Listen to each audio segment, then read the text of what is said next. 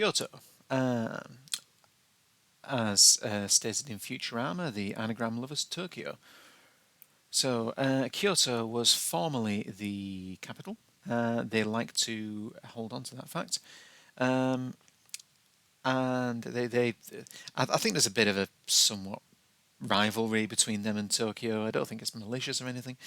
But Kyoto is like old Tokyo, so it's where you go for the old traditional stuff. So it's a good place for museums. It's a good place for just seeing picturesque, very photogenic small streets. You have probably seen a lot of Kyoto in photos, Kyoto photo, um, and it looks like it does in the photos. It's a very nice place. So we weren't there for too long, but that is where we stayed at the merchant house. So we stayed with the place doing the accommodation for the. We didn't book the accommodation; it came through the tour operator, but they'd booked with a inn that operates a number of traditional style homes, all self catering. But you go in there and it's a Japanese family home with some modern amenities. So like they had like a toaster, microwave, rice cooker, and hot plate. Then there's like a sort of a modern style bath, and what we got was two bedrooms. One was Japanese style, so you had a futon that you laid down on a tatami mat, and one was Western style. So, in fact, it was more like European actually, but it was like They're two beds, single beds, in a nice sort of wooden floored room. Although, because me and the wife were sharing a room, and the father-in-law and sister-in-law were set to be sharing a room, but he decided to go and sleep in the family area because sharing a bedroom with your daughter's a little odd. But yeah, he we it was a really nice building actually. So you go in, there's like a concrete floor. That's where you take your shoes off. You put on your provided slippers, and then they had like the actual like proper toilet slippers if you were going in the bathroom.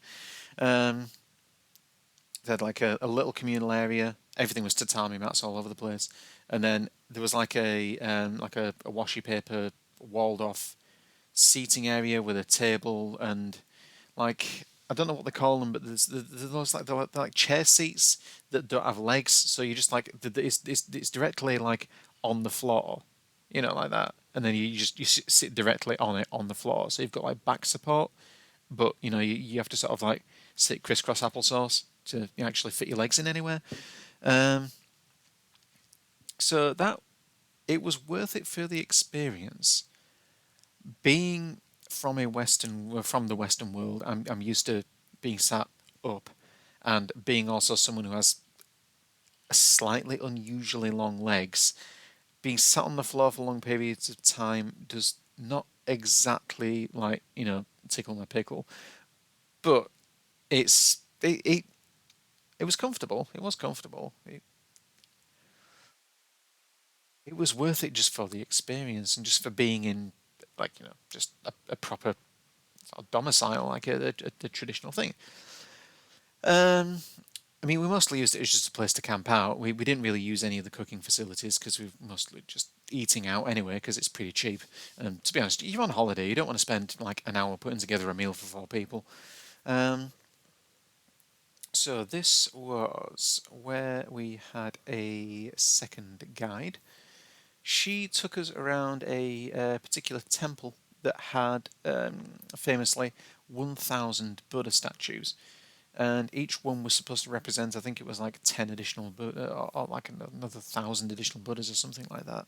Or was it 100? I don't know. But it was this really just long, grand room with 1,000 just very nicely made statues. Um, she did tell us that there had been a fire, and the monks working there had been attempting to rescue as many of them as the statues as they could. But some of them actually lost their lives in the process. But some of these statues are recreations, but apparently you can't tell. Um, but it was a really spectacular room, really really awe-inspiring actually. And I don't use that phrase particularly lightly, because I'm not, by and large, not a really big fan of like displays of like ostentatious religious, like iconography and like vast collections of. There are times when I see like a really grand cathedral, and the thing that I mostly take away from that experience was you were definitely the people that had the money right about that point, weren't you? Like, you had all the gold and everyone else was struggling, and that feels really uncomfortable. But even though this place obviously had seen a lot of money, it it was really amazing to look at. It's a very odd gift shop. You could buy like like little plushies, like, hey, Mr. Meeseeks, look at me. But of monks, just little cuddly monks. Um, what else? We then moved on to a local park where they were having a volunteer procession. Got quite a few photos of the father-in-law stood with people who it seemed like to be the equivalent of historical reenactment, being like really like good period costumes, but like photos of him with like various like volunteer actors and like with like the captain of the guard and all kinds of stuff. And they were really game for photos. They were nice guys. And then we got a place up near the front of the like the entrance to the park where the procession was going to be coming past, and yeah, just there, just like for about an hour, just taking photos of it all coming past, and they were like playing instruments, and they were like just acting out what it would have been like if like some kind of emperor had been like taking a journey, and like he had all of his like possessions on a cart with him, and like geishas and poets and all kinds of stuff, like like traditional entertainers like pratfalling all over the place, and it was it was actually quite it was cool. We didn't stay for the whole thing. We got a lot of it, but it was really worth seeing, and it was a heck of a show. And to say it was all like free and just volunteer run, it was absolutely fantastic. Then we went off for lunch. We went to the Golden Pavilion to follow, which is basically exactly what it says on the tin. It's I mean, if I pull up a photo of it, it will look like it did when we saw it. So Kinkakuji, is it? Yeah, Kinkakuji. Um, yeah, that's what it looked like. It was real pretty, real picturesque. One of those kinds of places where it's very hard to take a bad photo of it.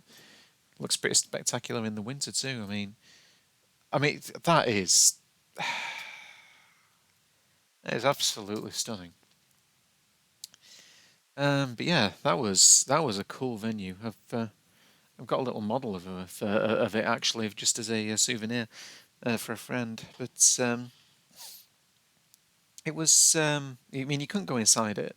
I believe inside there is one room that's supposed to be entirely like walled out in gold, and that is where the ashes of Buddha are supposed to reside. But it was worth seeing the outside of it. It was worth it enough for that, and just to have a look through the grounds and at the lake and the sort of the wildlife there as well. So yeah, it was. I mean, it was a almost obscene building. It's gorgeous, but it's just so bright and striking. Uh, and then that, I believe, was the night that we went out for Wagyu. So I didn't include it in the food video. I don't think I did anyway. Maybe I did. No, I don't think I did. So Wagyu beef. If I understand the story correctly, um, beef is a fairly recent thing in Japan, mostly because of the adoption of Buddhism. Even though the country itself doesn't identify widely as being religious, although a lot of people do go to temples for various events and celebrations and things. But I think by and large are identify as atheist. But Buddhism has definitely left a you know, an impact on the culture. And as such, beef and particularly just like four-legged animals, not necessarily that widely consumed until kind of recently. So beef production has not been common, but now it's a little bit more common, and they've really done it from the ground up. And they've, there's this now they've got wagyu beef, which you know is astounding. It truly is. We went into it was quite a nice looking restaurant actually. We go in, we sit down. It's they have this style of restaurant where you'll get to your table and your table will be like that, and the seats will be like here, and you put your feet into like a recessed like pit almost under the table. So you're sitting on the floor at the table, but you are sitting up with your feet on the as if you're on the chair. Which it works out quite well. It all feels very fun. It's a bit of a devil to get back up when you're done, especially if you've had a couple of beers, but it's pretty fun. Um, but yeah, we just ordered like it was like this like wagyu variety sort of platter, and there was like a charcoal grill. Well, it wasn't. I don't think it was charcoal, but it was like a hot grill in the corner of the table, and you were just supposed to like heat your own meat. So it was like a very communal, interact interactive experience. Um, very fun. There was like a selection of vegetables and other things as well, but the meat was almost painfully delicious. And I mean, I've had good beef. I have had good beef, but like one or two meals in my life where I've almost sort of shed a tear eating them, and that was up there. So I would do that again. It's like you don't come away from it stuffed, but you come away excruciatingly satisfied. I mean, if you're a meat eater, I mean, I gather that it isn't for everyone. That's fine, but if you are a meat eater, it's worth springing for at least once, and probably won't be as expensive as you think it'll be. It's not incredibly cheap, but it isn't that expensive either. Um, what else? What else? What else? What else? Then we did the next day. Uh, at this point, my body just failed me completely. So day 11, we went out to a shrine. I don't remember much of it. Um, I remember seeing there was a sign that was advising if you see any monkeys, don't look them in the eye and don't get your camera phones out around them because they don't like being looked at and they recognize cameras now and they will just go for you. So that was interesting. But yeah, there was like a marriage shrine there. There was a pretty interesting graveyard actually. Graveyards are slightly different and were worth having a bit of a look around. So yeah, shrine, bit of a garden, a bit of a you know indoor area with some placards and that. But we had a look around for that for the morning, and then went back to the hotel room. And honestly, I think I slept about 16 hours that day. Just laid down, just blacked out. Uh, I think that was the day the father-in-law and sister-in-law went over to place beginning with an A. It's got the deer on it. It's not Arashiyama. Gone. I've gone. I've got it. I've got it written down in the travel notes, but I didn't actually go there myself, so I didn't take it down in my own notes. But yeah, they went off there and apparently had a pretty nice time. Uh, so day 12, we went on a rapids ride. Rapids. So it's a trip down a river on a fairly smallish boat. I think if you made an effort, you could fit about 16 people on it. And there's like a guy up at the front punting. There's a guy at the front who's forget what he was doing actually. I think occasionally rowing when required, and then there's a guy at the back who's steering, and they occasionally rotate when the rower gets tired. But just going down this river, and just seeing the sights, going, it's like just forest up either side of it. I think I was getting a bit tired at this point, actually, because I'm just getting a bit grouchy. But got about halfway around, I think, and all of a sudden, Guy points, and there's just wild monkeys just on rocks, just watching us do our thing. So that was fun. I've never seen like an actual primate in the wild before. So we got some okay photos. Like it was okay, apparently okay to take photos of them. I mean, we were like in the middle of a river. It's not like they were going to come and get us. Um, but I've got written in my notes that I refer to this thing as a dubious canoe. Um, oh, and occasionally the one of the guys up at the front of the boat would just suddenly shout, big wave," and it was just because we were going to be going down one of these mini rapids, and he was advising us to lift the tarpaulin that was at the side of the boat so we didn't get splashed. It wasn't like it was coming over the boat or anything, but you could get a bit damp.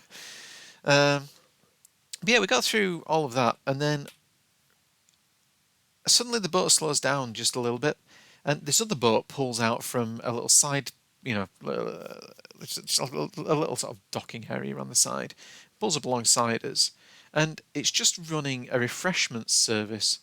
So they're selling like hot snacks, like Coke and tea and stuff. So like just me and the sister-in-law just got a couple of beers because it's just like the beer boats come. This isn't this jolly fun. We're on holiday. And then it turned out that we were like 2 minutes away from docking, and so I've just got like this entire can of beer, and like, well, I can't, just walk around in town, and so like, right, well, I'll just neck this then. Like, okay, well, now the world looks a bit more rosy. So yeah, we did that. Then we wandered through a bit of a town for a while. Very warm, very pleasant. We were on our way to the Arashiyama bamboo forest, which not quite as spectacular as the photos had led me to believe, but only because the photos had led me to believe that it was this like incredibly ethereal place. There were a lot of tourists there, which, well, not a lot of local tourists, which might have sort of detracted from the experience slightly, but it was still very much worth the look. Um, it was still quite hauntingly beautiful, and a lot of like really interesting, like just like butterflies and spiders hanging out in there as well. Um, um, we ended up stopping for lunch in yet another place that was playing Beatles music. A vegetarian place as well, which was that was nice. It was the first place I got tempura where they hadn't specifically tempuraed something, and it just ended up being like batter scraps. That was all right. Um, then ended going back to town, and we went to a tea ceremony, which was something that was booked as part of our experience, and it was just a lady making teaching us how to go about making matcha by you get the matcha powder, you put the liquid in, you've got a very specific tea whisk, and just just doing things according to a very specific prescribed group of steps. Apparently, there are multiple schools of tea production or tea, preparation. She subscribes to one in particular, and that's the one that she sort of follows. Um, so it seems like a fairly easy day out for her. So the day of work for her. So hands out hands out treats to people. That's like your tea snack, and then you make your cup of tea, you appreciate your cup of tea, you enjoy your cup of tea, you appreciate the vessel that you've been given, and so on and so on and so on. It was all very mindful, it was a good experience. I mean, everything we did was a good experience, but that was, I don't know, it was nice to have a little bit of a thoughtful, just sit down and just to sit and appreciate something right in the middle of all of the, like just the constant noise and the pace of it all. Then we went back to a second Ghibli store, which was a bit bigger than the previous one, and just full of so many precious little things. We've probably got more toys at the Ghibli store than we did anywhere else. Um, and that just about covers everything in Kyoto.